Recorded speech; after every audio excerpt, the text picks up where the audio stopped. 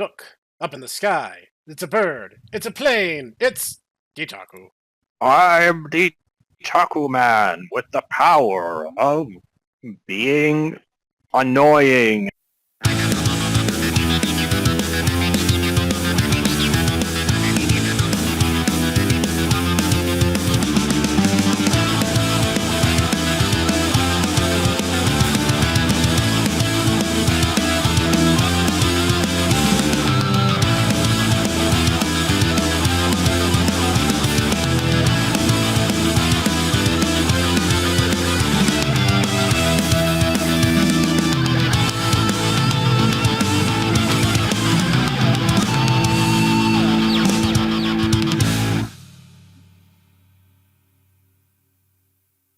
So yes, welcome everyone to another pulse-pounding, shirt-ripping, muscle-flexing episode of the Tomodachi Bros Podcast. We are here to talk sweet, sweet, amazing pop culture stuff into your ear holes. That is what we are here to do, yes. This is ASMR, pop culture ASMR. I'm going to take a comic book now. I'm going to. This is my comic book ASMR. Yes, everyone knows ASMR stands for Autonomous Snek Moms Relationships. Joke's on you. This isn't actually a comic book. This is my Mesopotamian folklore books. You just got information roll. This is actually something of substance. No. You're getting a little off track, and we literally just started. I love it. That is how you know it's going to be a quality Tomo Bros episode. No, we realized looking back, there have been like a lot of episodes that have both focused on and made mention of the fact that the American comic books industry and the Cape Comics in particular, they suck. That's all there really is to it. They suck. Mm-hmm. And it's upsetting.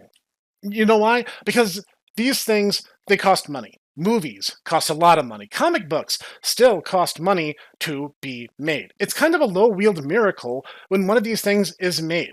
It is something to get passionate about and going, it's just entertainment. No, that doesn't fly. There were people out there. There are people out there who are passionate about these projects and want to get engrossed in these worlds. And when they are met by bad writing, by quote unquote the message, and politics being stuffed in their faces in places they didn't ask for it, they have every right to get upset. And we've made it no secret. We like some of these characters. Not all of them. I mean, there's some that they're like, obviously, the best DC Universe character is Plastic Man. Power Girl for, yes, a couple of reasons. Reasons? At least three. At least three. Fair. I was expecting at least two, but okay. You have caught me off guard. Congratulations. Cog, in particular, has kind of enlightened us that there are some good comics out there being made. I haven't gotten a chance to sit down and read them yet, so future review. There's a podcast episode.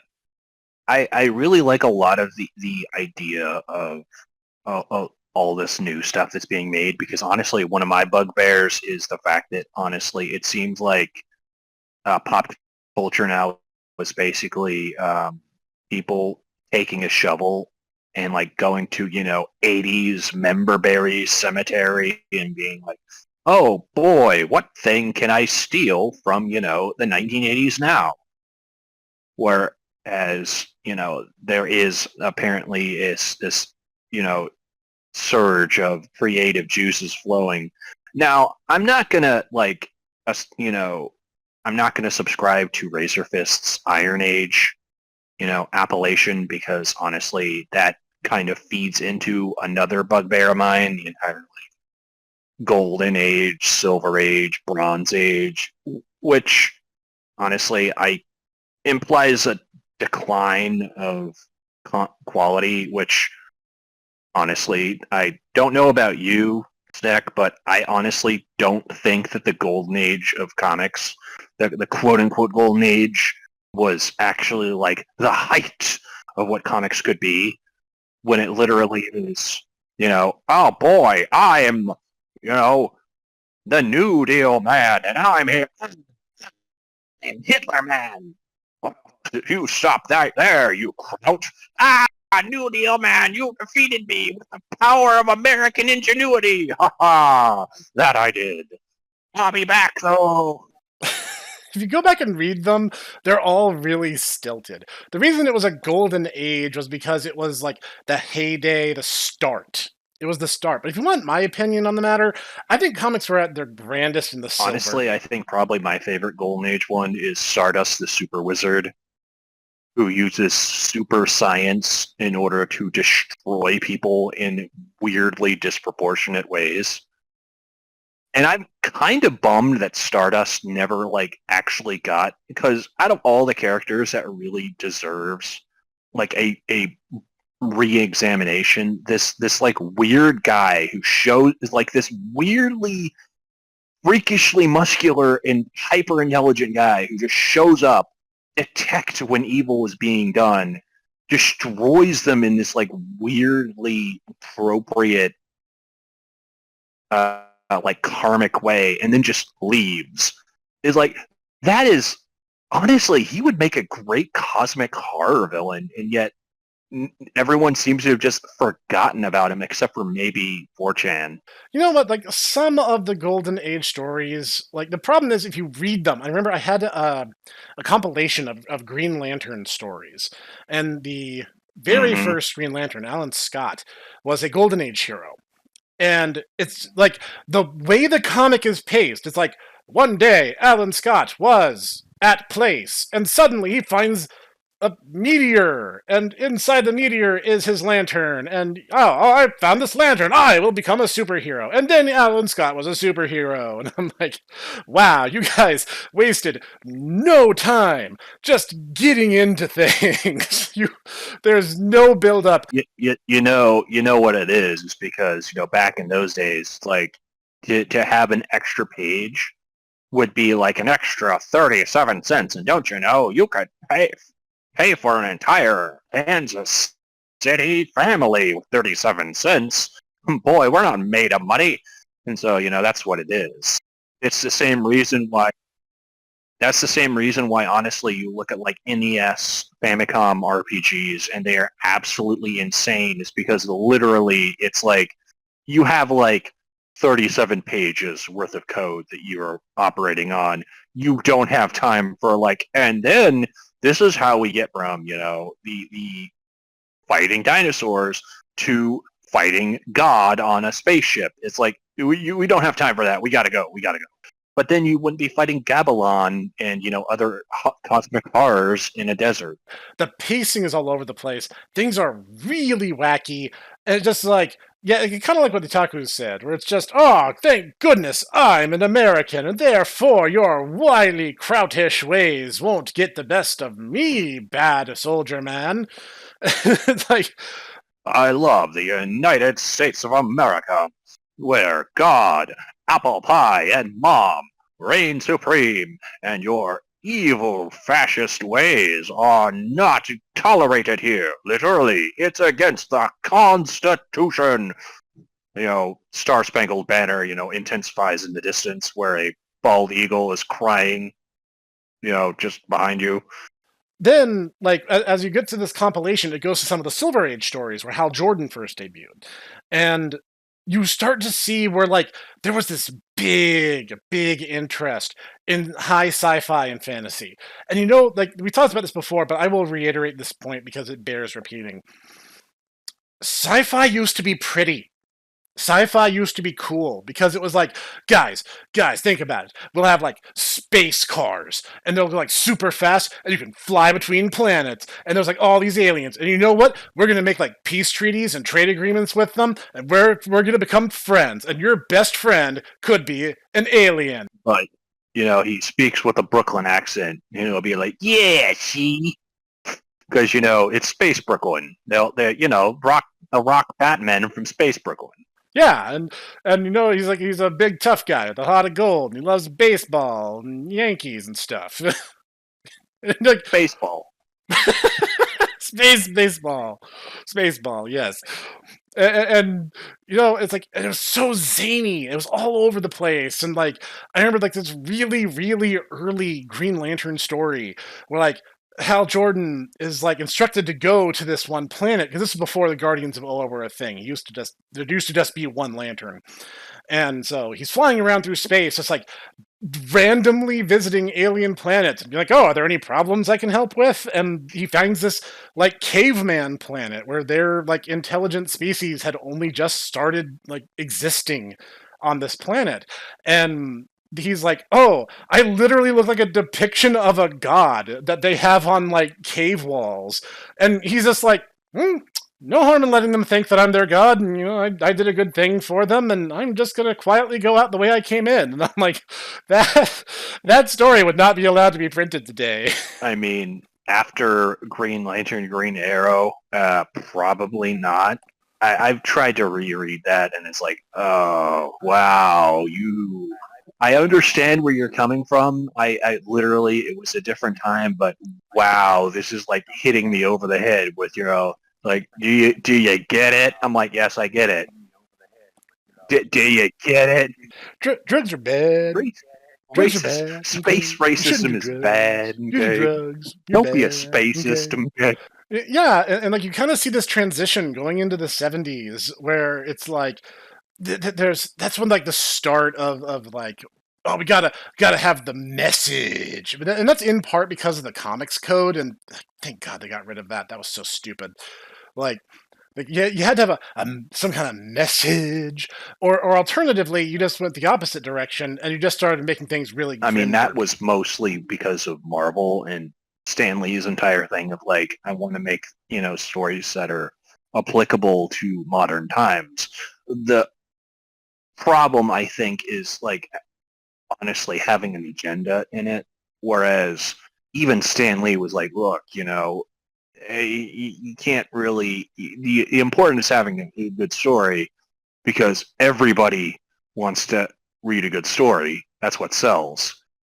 And like it or not, comics are a business. This entire thing where, oh boy, guys, we have a bestseller. We sold 3 whole comics. Wow! That'll be like $10. Yeah.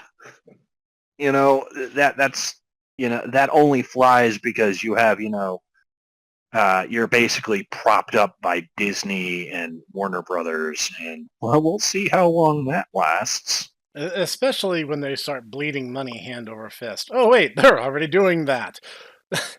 Because like for a long time, modern Marvel writers felt very much like they could just operate with impunity because no matter how badly their comics sucked, the movies were making money like it was going out of style.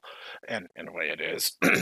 Anyway, the thing that would happen is like, oh, well, I can do whatever I want with these comics, and it's fine because the movies will cover the back end. So if this character, political agenda, the point, fails, we'll just relaunch it 150 times. Eventually, someone's going to buy, my political agenda issue 1. Which one? Doesn't matter. Doesn't matter at all because we'll just keep rebooting it until we have something that can pretend that we actually have a hit on our hands. They never had a hit on their hands. It's okay, yeah. Professor. Someone will buy Captain Space Snecker, Cosmic Space Ranger. Sci-fi was fun, and then everyone watched Blade Runner and was like, you know what? That's the future. The future totally sucks. It's smeared in coal tar. I would argue that it wasn't just Blade Runner. Honestly, it was kind of a movement. I mean, William Gibson, honestly, was responsible for a lot of it too. But I mean, yeah, it was kind of the zeitgeist of the 80s where, like, everything is grim. Which is funny because, ironically, things were not actually grim in the 1980s, but, Yeah, that's a thing with comics. The 80s and 90s really embraced the grim derp. But, like, there was realistically very little going on that should have provoked that kind of mood and setting. No. They didn't have that much to complain about, is what I'm Pizza saying. Hut still existed and were actually Pizza Huts and were huts that had pizza in them. Oof. You can't say that about now. And it costs like $6 for a large. Mm-hmm. Not saying I want to live in the Reagan years. I'm just saying I want the music and the grocery bills from the Reagan years. Yeah, that seems about right. Their movies were pretty good too. I don't think I'm asking that much. Oh, I was gonna say, it's like, but then again, they those movies keep coming out because, like, oh boy, don't you want to see The Goonies 2? Or don't you want to see E.T. 2? No, didn't. Really like You didn't E.T. like childhood whimsy? The Steven Spielberg movie? I'm just saying Spielberg owes a lot of his money to a certain Mr. John Williams. I mean, a lot of Hollywood owes their money to John Williams, but they don't want to talk about that. But you know what? There have been certain cultural icons, certain ones that have stood the test of time. They may have forgotten about, Dumb Bunny, the best DC character that time forgot. And they may have forgotten about Matter Eater Lad and the such. But some characters became more. Some became icons in American pop culture. And I dare say, of all the capes, you gotta hand the gold trophy to one Clark Kent, one Superman. Man, parentheses, super. and you know what? The thing is, like, he kind of had that same origin, the same thing we're talking about, that golden age flair of like, haha, Axis power, man, I will slap you across your stupid, stereotypical face, and then laugh at you because I am American and I'm 6'2" and look very chiseled. And all the ladies who, for some reason, all have the initials LL, are just like, oh, Superman, you are so hot and so American. I'm Baron von Heinrich von Klink, the cybernetic clockwork Deutschlander, am defeated by you, chiseled man von, cool guy. That's kind of like there. We just saved you reading all of Superman's golden era stories because like all of them basically went like this. And the Silver Age man. Oh, well, a lot of it was trying to basically just throw. Well, let's just put it this way. Basically, the 1950s were not kind of soups, and then tastes changed, and basically everything up to that point was them trying to play catch up to Marvel and just not getting it. And a lot of it was boiled down to the fact that Marvel gave a lot more freedom to the individual artists than DC did, whereas things were a lot more micromanaged and made it such that they were not able to do things that Marvel was. Honestly, I think that Silver Age Marvel was just fantastic because a lot of it basically boils down to, it's like, yes, we are a bunch of misfits and weirdos, but we're a family. Now, let's go, after our, family science experiments, let's go to the planet Krondor. Why? Do we need a reason to go to Krondor? Oh no, there's Spectrum Lad. I have the power of all 7 colors. Oh no, he's going to use red at us. Don't you know red's my weakness? For some reason, that's a bad thing. I'm losing focus because of red. I'm seeing red. Ah! There is something definitely to be said for the Silver Age. Many strange things. And if there's ever a meme you come across when it comes to Superman, guarantee you it's from his Silver Age run. Because things got weird, they stayed weird, but they changed the flavor of weird month to month. I'll say this, it definitely was never boring. And I gotta say, like, pretty much pretty much as soon as like they started taking things seriously and trying to like, whoa, guys, we got to bring things back. That's when things got boring, because inevitably it basically boiled down to, you know, what really is Superman and what really is Batman. And oh my goodness, we can't allow, you know, we can't have fun with things. We have to be depressing and sad, and everyone's gonna die, and it's hyper violent. And Alan Moore writes all of them. And oh my goodness, it's all just a commentary on Margaret Thatcher. Because don't you know, Margaret Thatcher, like, apparently went into Alan Moore's house and shot his dog, and then proceeded to T-pose away, and he never forgave her. Like, that seems to be the case, given the guy's fixation. You saw a lot of that. 70s, 80s, and 90s were not nice to comics, and like the whole thing was the death of Superman was supposed to be a cultural touchstone moment. It was supposed to be this kind of broad scope view of, oh well, you know, we've lost the innocence that the big blue Boy Scout embodied. And then they immediately threw that all away. Well, it wasn't just that. It was the fact that they had just done the Crisis on Infinite Earths, and they realized, hey guys, huge events.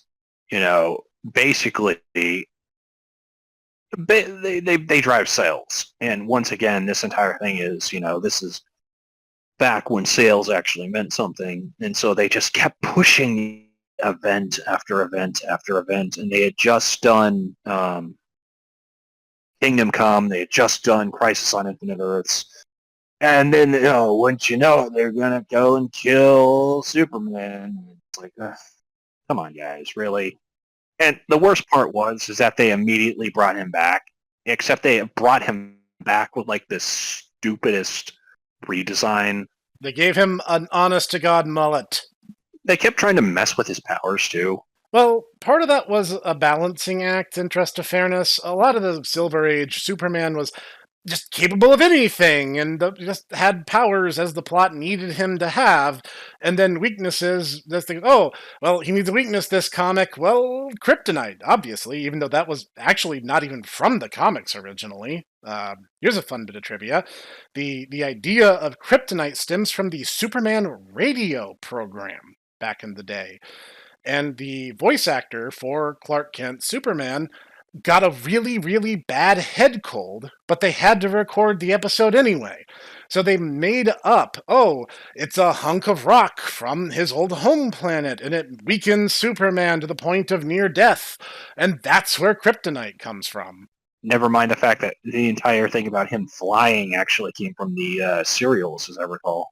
Yep, the TV shows, because it was in the comics he used to jump. That's why they say he can leap tall buildings in a single bound, because he couldn't fly, he jumped. So he would bounce from city block to city block. And then for the TV shows, they were like, you know, it'd be just way easier if he could just fly. Mm-hmm. And everyone's like, oh, flying cool. Let's cool. do that. And yeah, Superman could fly from then on. So it is. I'm not taking that from him. So basically, they were kind of stuck in this weird position where it's like Superman's way too powerful, has way too many abilities, and kryptonite is almost way too big of an overcorrection. So the late Silver Age kind of tried to marry these ideas, where they're like, okay, we're going to cut down Superman to a smaller roster of admittedly impressive powers, but not infinity powers. And in return, we're going to render all kryptonite null and void. Basically, there was an era for like 10 or 15 years where any kryptonite in the universe just went inert all at the same time. And that was like the trade-off, was that Superman was no longer going to get paralyzed by the kryptonite, but he wasn't going to be that OP going forward. I think, yeah, that ties back into your entire singularity of authorship thing. Also, if I remember right, don't quote me on this because honestly, my expertise with comics basically boils down to a very specific point in Marvel. And not even all Marvel. Like, I'm going to be real with you. I do not like X-Men. I've never really thought X-Men was interesting. But I mean, like the cosmic Marvel stuff, especially from the Silver Age, is awesome, and I like it. But then again, it's basically, sorry guys, we got to go to space. Why? Because there's Krondar, the planet destroyer. Well, we can't have that. So, I mean, yeah. But whereas, yeah, like I honestly, I don't really know DC, but basically a lot of it is also because like there's Earth 37 where everyone's a clown, and there's Earth 92 where everyone's left-handed, and yet they have like I'm clown Superman, I'm left-handed Superman, and oh no, I am New Jersey Superman because where I'm from Earth 3012 where everyone's from New Jersey. And you know the funniest thing? DC tried to fix that. They actually legit tried to limit how crazy writers got. But the entire thing with that, though, was that basically all they wanted to make Superman the last Kryptonian. So that's the reason why, like Power Girl, you look at her, and she is really weird through a certain section of that period because of the fact that they're like, we want this character, but we can't have her be a Kryptonian, so she's from Atlantis, or she's an alien robot, or, but it's like, okay, yeah, she's from a Krypton, she's another Kryptonian survivor, but, I mean, she's a very important character for reasons. At least 3 reasons. Reasons. Big, beautiful important reasons. Big reasons. You're going to love your reasons. The big, beautiful reasons. Yes. Correct.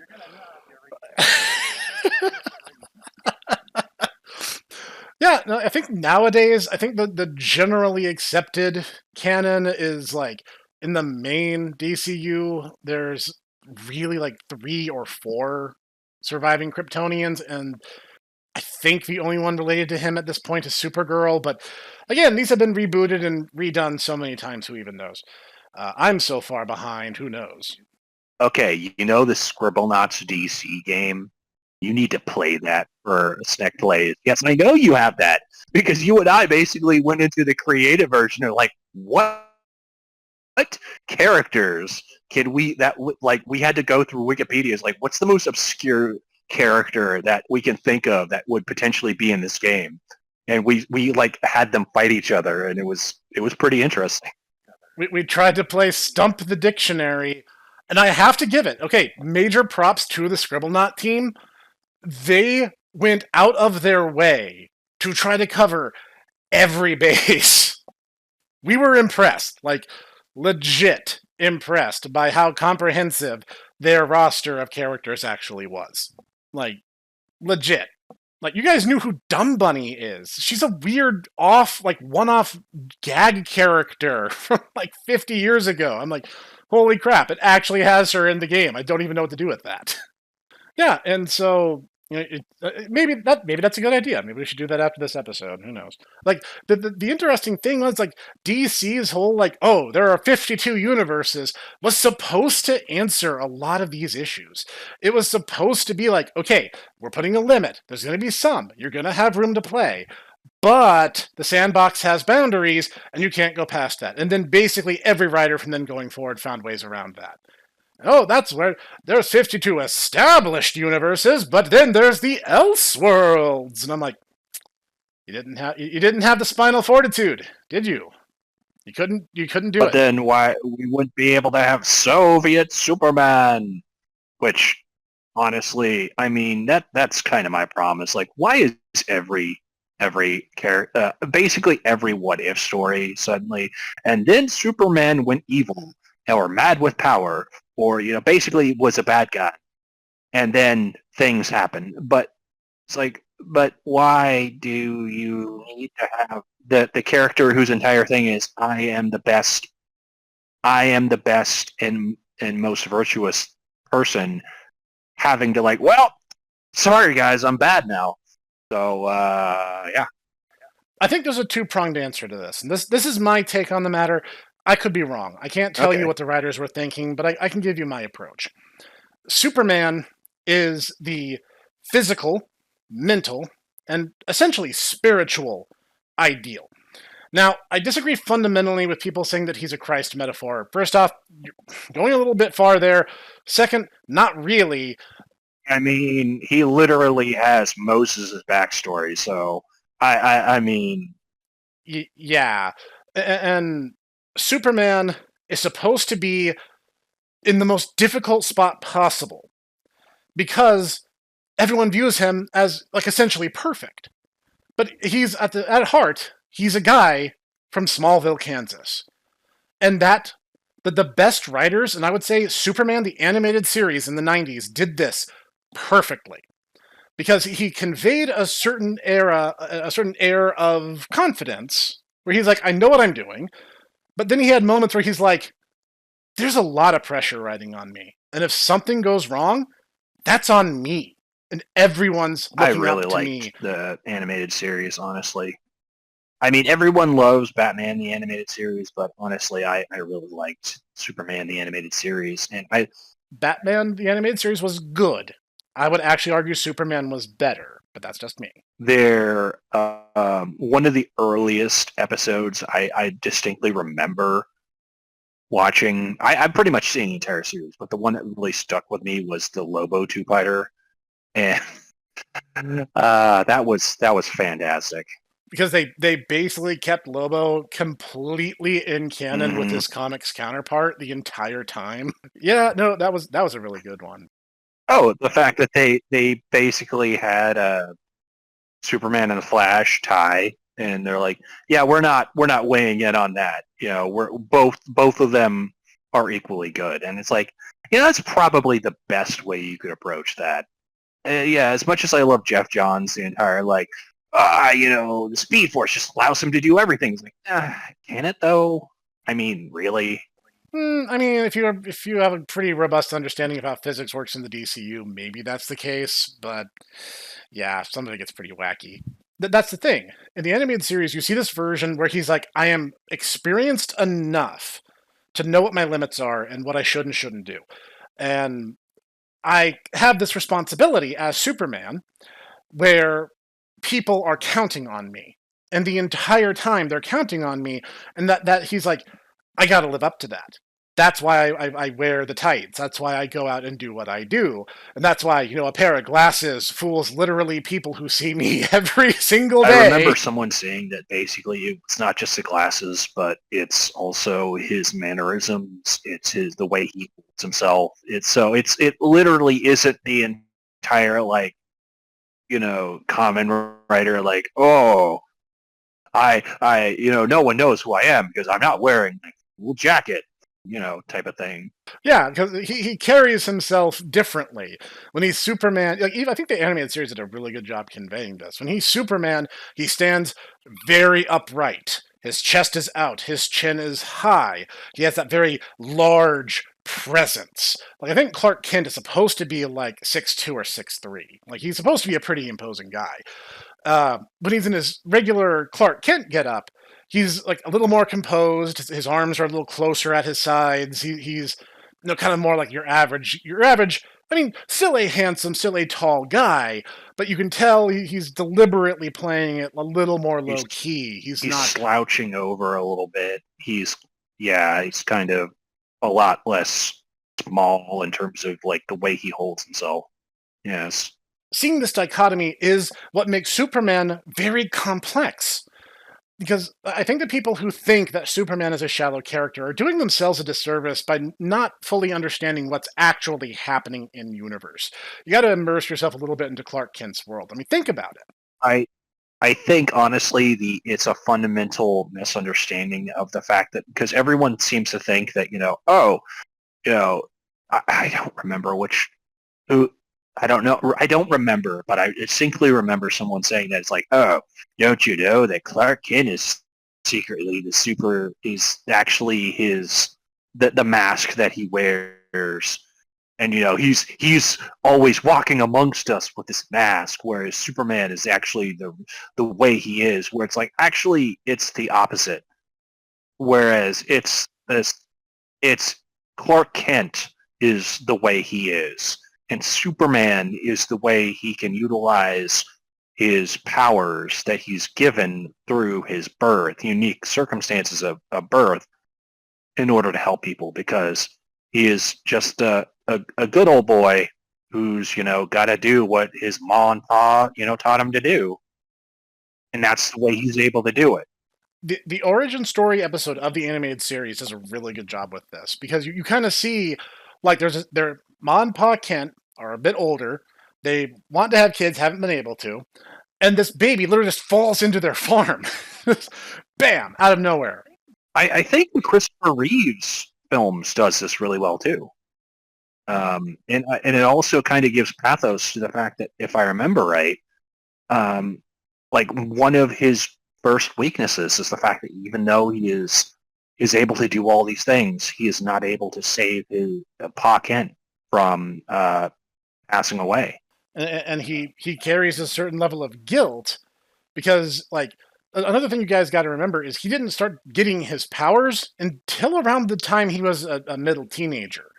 Again, TAS does a great job with this, because you see where he's just like, I don't know, like, weird things are happening to me, and everyone's kind of interpreting it as like, oh, he's going through puberty, he's a kid, he's growing up, he's going through the natural stuff, and he's like, no, I can like see through walls, and I can lift my dad's tractor over my head with one hand. Like, something is happening to me. It's a little bit more fundamentally changing. All right, son. So I just want you to know you're gonna get, strange things are gonna happen to you. Yeah, Dad. I get that. You could say that. Dad, is it normal that you could see through walls? No, son. That's a new one. Not unless the walls are glass. Also, I just ran to Central City and back again. What? Right just now. Now I know that I know that you said that Ma can burn a hole, but I think I just burned a hole with my stare just now. Son, we definitely need to sit down and have a talk. First off, drywall is expensive. That's the first part of this lecture. Secondly, you understand what a metaphor is, right? It's not just a running gag between two very, very sad people on the internet. And what you see is that growth, because he starts with the moral foundation first. Clark Kent was a good man prior to being a Superman. And I admit, I roasted Superman a little bit back in my Born Right Snek rant, and I think there's still some merit to that, but I never said those characters were bad. Oh, I think you very much thought that Harry Potter and Steven Universe were bad. No, they were bad, but that's because Steven Universe and Harry Potter were praised for what they are, whereas Superman is praised for who he is. And who he is a fundamentally kind-hearted person who wants to make the world a better place, sees an opportunity to do so, and sets out to do so at great cost to self. That's what makes Superman super. Now, a long time ago, writers were like, you know what's really cool about Superman? Literally everything I just spent, 10, 15 minutes describing. You know what would be terrifying? Is if there was a version of him who was fundamentally evil. This gave rise to Bizarro Superman. And he was everything Superman was not, with the exception of weak. He had, I think, like, even his breath and laser eyes were reversed, where like his laser eyes froze things and his breath was super hot.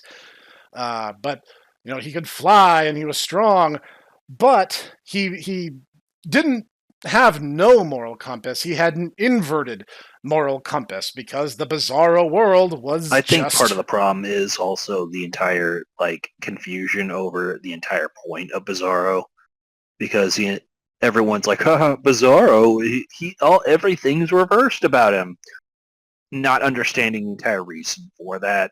And I mean, also, I think there's also the entire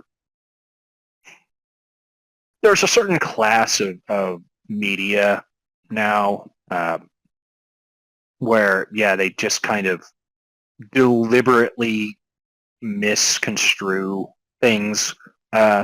Family Guy is really guilty of this. Robot Chicken is really guilty of this. And yeah, Bizarro is, you see him a lot because of that, unfortunately. And so the idea that it's Superman but twisted, that's scary. That's fundamentally scary. You think about how powerful Superman actually is, so suddenly casting him as a villain is scary. See, this is entirely different than where I thought you were going with this. I thought you were going to delve into, and this is why the Injustice universe is awful. No, I'm getting to that. Because I think Bizarro gave rise to, guys, we need more evil Superman. Well, okay, what if instead of landing in Kansas, he landed in Soviet Russia? Aw, man, wouldn't that be scary? It's like, okay, fine. And then it's like, hey guys, what if NetherRealms wanted to make a fighting game? We'd have to have a story. What's the story? Superman's evil. Why? The Joker kills them. Oh, by the way, we're going to have to kill Captain Marvel. Why are you killing Captain Marvel? Because if Captain Marvel actually, Billy Batson actually was like, okay, Clark, I'm sorry, but you're going to have to stop now.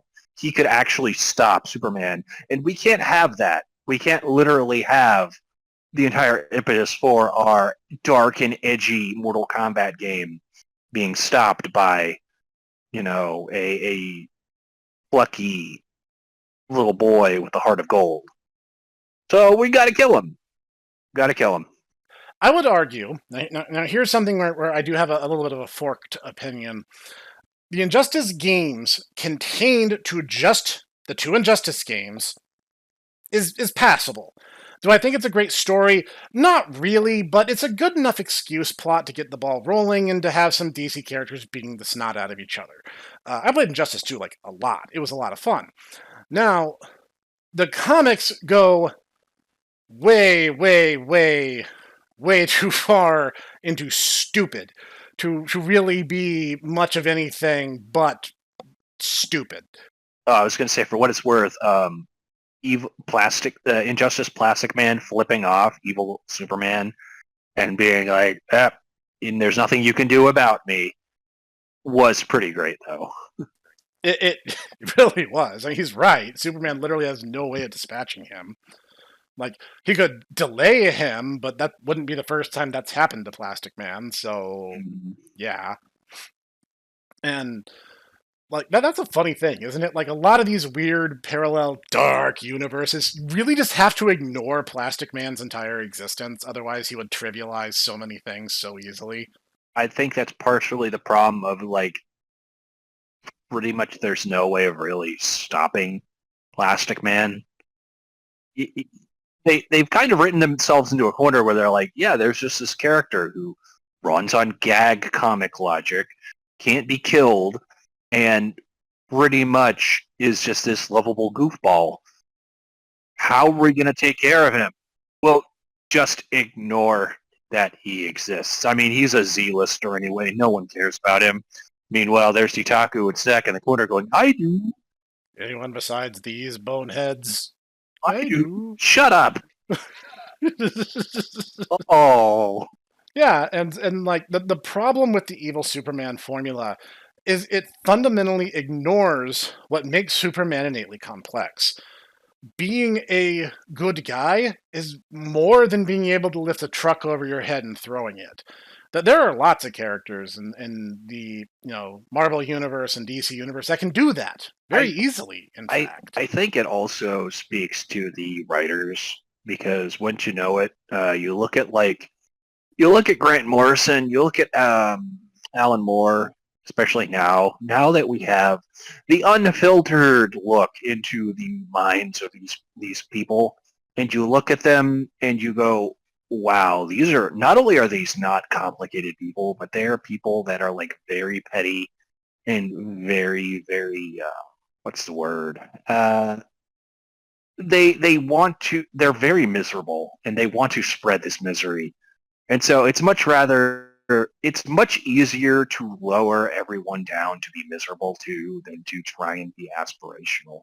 And it's very unfortunate because honestly, I think I mean, as someone who has struggled with kind of depression pretty much my entire life, it's one of those things where like I have to fight to be like, honestly, it's I can just grouse, but honestly, it's not productive. And so I want to make people happy. And I'm not saying this to, like make anyone sympathize with me but I'm just trying to explain my personal thoughts. And so it just frustrates me that I see these people and I clearly am like, this is what I would bet money that this is what's going on with these guys. And yet it's like, this is unfortunate. You could do so much better, and you don't. I think you have complete right of it, because like that's the thing. Superman is super because of who he is as a person. If you stripped away the powers, if you I think it was gold kryptonite takes those powers away without killing him. It's like if you had a Superman who had no powers, Clark Kent would still be a good guy. Clark Kent is still the guy who would take a bullet for you without even knowing who you are. Because that is fundamentally who he is, and you can never take that from him. Mm-hmm. And so that version, that the big blue Boy Scout version of Superman, the one who will do anything in his power, no matter how much it costs him, to do the right thing, will always be the Superman that people think of when you say the name. No one thinks of Injustice Superman or Soviet Superman or the Superman who laughs or whatever stupid crap when you bring up Supes. That's just not what you default to. Those are silly little one-off what-if situations. And like some of them are better written than others, admittedly, but the core of the character as this do-gooder is what gives Superman that depth and breadth of his human character. That's what's so interesting in things like Superman 2 when he fights against Zod. It's him essentially rejecting the notion that he's in any way alien because all he's ever known is Smallville. Like, eventually he found stuff like the Fortress of Solitude, and varies a little depending on continuity, but he is first and foremost an American citizen and has always stood for the stars and stripes and doing the right thing and truth, justice, the American way. And there's a really good quote, and this actually comes from The Greatest American Hero, fantastic live-action superhero series from the early 80s. And the main character meets one of the actors who once portrayed the Lone Ranger. And he's like, it always seems kind of cheesy when you go back and watch it. And the actor who played the Lone Ranger, his name's escaping me at the moment, and he was like, it's hard to look cool when you're standing in front of the flag, but at the end of the day, the world needs heroes.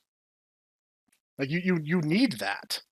And that is why Superman has endured as an icon. Not because he's necessarily the strongest, not because he's necessarily the smartest or the best looking, or even, like, he's not perfect.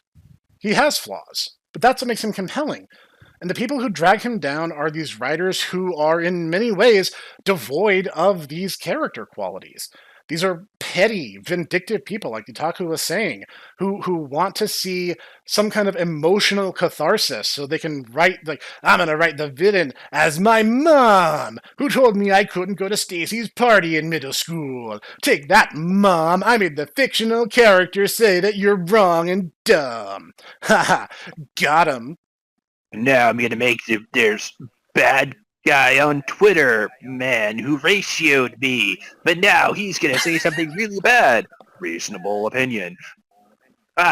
See? Look how evil he is. Wow, this guy, reasonable opinion, man, sure is a nice character. No, that's not what you're supposed to do. You're not supposed to sympathize with him. No, this new heroine seems kind of whiny. See, that you know what, that ties nicely into some of the other episodes where we've talked about this kind of thing before. These pandering, pathetic, self-insert Mary Sue fantasies are not going to withstand the test of time. I mark my words, 50 years hence, 100 years from now, people will know Superman. They will not remember these ridiculous, pandering, pathetic attempts of fan fiction. Like, this character is actually just me, thinly veiled. That's why what was it called? I'm Not Starfire, where it was literally just this frumpy woman who just made herself Robin and Starfire's child. And I'm just like, first off, you're thinking of the Teen Titans Starfire, or in DC Comics terms, you're looking for Miss Martian. Because Starfire is not really like that in the comics, actually. No. But, And you honestly, wouldn't know that. yeah, honestly, you would not like DC Comics Starfire. She's a little bit different, shall we say? Little extra, little extra, just a little. Yeah, and so she's, like, you can tell that these people are secondaries. They don't care. They don't see a character and go, this character's super cool. I want to know what their deal is. And like, go through and try to learn the stories. That's what happened with me. I discovered Green Lantern, and I was like, this guy's awesome. I want to know what's up with him. So, like, over the course of several months, I basically binged everything Green Lantern start to finish. And I was like, dude, Hal Jordan is a BAMF. I love this. This is such a cool idea. And then you got to the 2009 film, and you're like, please, no, Warner Brothers, no. This is a true story. Cog and I went opening weekend to see Green Lantern in theaters. And when it finished, Cog turns to me and goes, how disappointed are you right now? I swear that is his exact words. And I think after processing, because we left and, like, I think we got ice cream or something, and we were just, like, sitting there kind of digesting what we had just watched. And I was like, the casting was really good. And he's like, yeah, the casting was good. And I was like, everything else was terrible. That was bad. That was really bad. Are you familiar with the 3D comic, or 3D cartoon that came out? Yes, actually. It is really, really fantastic, actually. So, okay. I was about to say, I actually quite enjoyed that one. The film, Yeah, I was it's great. ooh, I am not even that familiar with the comic, and I'm like, this is not very good. Yeah, no, it sadly is not. But you know what? Because that film was made, is the reason we got the animated series. And honestly, the animated series was just really, really, really good, start to finish. Masterfully done stuff. And Jeff Johns, wherever you are, thank you, because your run on Green Lantern might have been probably the best part of the Green Lantern mythos, and also making Flash a Blue Lantern was just chef's kiss, divinely inspired. Where is he now? He's probably in the cereal aisle looking for his lucky charm. His lucky charms. Yes, that is probably where he is. And you know what? I say, give the man his lucky charms. Give him whatever he wants. Because you know what? He deserves it. And yeah, no, that's the contrast. When you have someone who genuinely cares about the characters, you get Jeff Johns' run on Green Lantern. If you get someone who doesn't care anything at all about the characters and wants to make it about themselves, you get I Am Not Starfire. And that is why in 100 years, no one will remember I Am Not Starfire, but I guarantee you they'll remember Superman. Oh, I was going to say, are we going to talk about, I guarantee you that we'll remember Darkest Night. I'm like, talking about events, Darkest Night honestly is one of the better ones, I'd argue. because it's weird to talk about the lanterns but prior to Darkest Night, because like there's so much that like we take for granted now that event basically, all the other lantern corps, the entire like concept of the spirit elemental space animals and all that. And Jeff Johns codified and fixed a lot of issues with Green Lantern's legacy. You know what? You want to make a?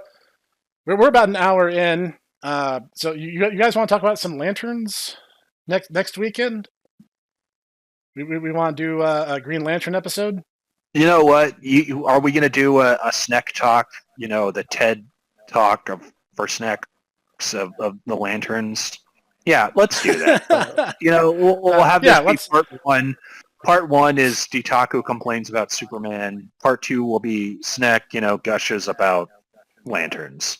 Green Lantern. You know what? That's good. Hal Jordan is Snek's husbando. He is. Hal Jordan's a BAMF. I don't care what anyone says. You know, I like Guy Gardner. Kyle Rayner sucks. I'm just saying. Just putting it out there. Okay, that'll be the teaser. Kyle Rayner literally is the epitome of the Jimmy voice, just being like, "Hey guys, it's me, and I'm the best one there." It's like, no, you're not. Oh, look, I made an anime reference. Aren't I hip and with it? Whatever, nerd. Guy Gardner wedgies Kyle Rayner. Yeah, you know what? That'll be our teaser, our appetizer for next week's episode. I just had a thought. What's that? Okay, so what Lantern Corps would Homestar be? You know what? I think Homestar would be a blue. Because he's just like this unyieldingly optimistic, do-gooding goofball. I think he'd blend into the blues. That's my take on it. All right, so this has been Ditaku and Snek shake fist at DC and be like, do better with Superman. And also, if you're going to make us endure another DC Universe movie, make it Plastic Man and make it funny. Do a good job, and we might forgive you for every other mistake you made along the way. Maybe, probably not. Maybe. We'll see about that. Maybe if it's really, really good. I'm talking actually funny. They'd have to do Doom Patrol or Animal Man, but knowing them, they're not going to do either of those well. So, yeah. I've lost hope for actually having a good Captain Marvel film because we can't even call him Captain Marvel anymore. The first one was good. The first Shazam movie was pretty good. Yeah. And then we got, Dwayne "The Rock" Johnson as Dwayne "The Rock" Johnson in Dwayne "The Rock" Johnson beats up a bunch of other people. What I'm really saying at the end of the day is DC, just stop making movies, give it 30, 40 years, come back when you have your ducks in a row, and we'll let you try again with a good Superman movie, and then we'll talk. How about that? Oh, and for the love of everything good and holy and not on Twitter, stop it with Batman. And with that, I must adieu. Ditaku Man, away! And we will see you guys in the next one.